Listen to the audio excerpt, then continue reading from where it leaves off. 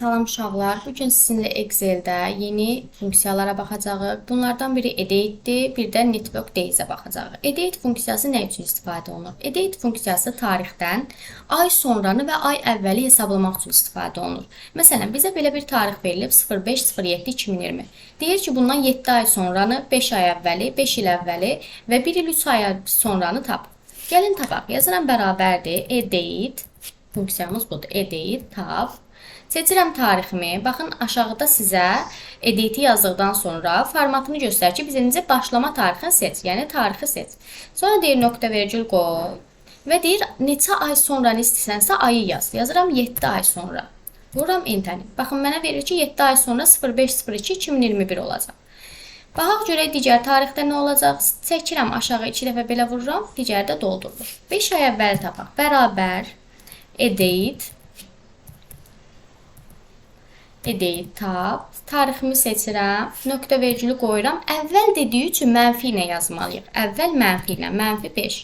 Vurdum entəni və tapıb çıxartdı. 2 dəfə vururam, digərləri də doldurulur. İndi 5 il əvvəl bərabərdir.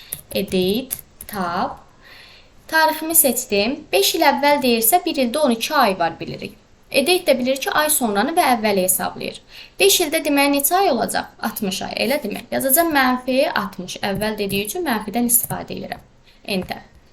Dururam 2 dəfə vururam. Digəri də avtomatik tapılır. Yazıram bərabərdir. Edit tab. 1 il 3 ay dediyi üçün 1 ildə 12 ay, 3 ayda buradan elədi 15 ay. Müsbət 15 ay sonra deyir. Vururam entəni, tapmış olur. 2 dəfə vururam, digərləri də tapılır. İndi isə network days funksiyasına baxaq. Network days isə iş günlərinin sayını hesablamaq üçün istifadə olunur. Var network days, var network international. Bunların fərqini izah edəcəm sizə. Yazıram bərabərdir. Network days. Birinci network days-lə başlayaq.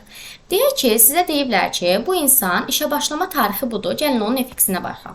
İşə başlama tarixi deyir budur, işi bitirmə tarixi də budur. Və iş zamanı da bayramlara düşən vaxtlarda bu olub. İş zamanı bayramlara düşən hissəsi də budur. Deyir, hesabla görün bu insan neçə gün işləyib. Gəlirəm, baxın FX-inə girdiyimizdə birinci start date, yəni başlama tarixini seçirəm. End date, bitirmə tarixi budur. Və holiday-lərimi seçirəm.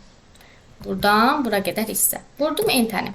39 gün deyir bu insan işləyib. Və bunu deyim sizə ki, network days 6 bazarları çıxır. İstirahət günləri olaraq 6 bazarı çıxmış olur. Yəni 6 bazarı iş günü olaraq hesablanır. İndi gəlin bir də network international-a baxaq. O da iş günlərini hesablamaqdır.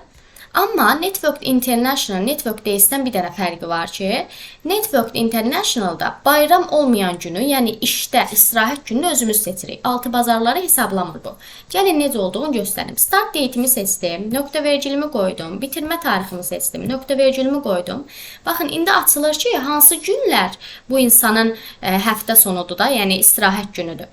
Deyirəm ki, məsələn, təkcə bazar günü. Təkcə bazar gününü hesabla. Vururam üstünə 2 dəfə nöqtə vergülü qoyuram. Bayram günlərində çıxsın, iş günlərindən. Deyirəm enter tab. Deyir ki, təkcə bazar günü olsa bu insan 48 gün işləyib. Yəni network days-lə network international fərqi də bu oldu.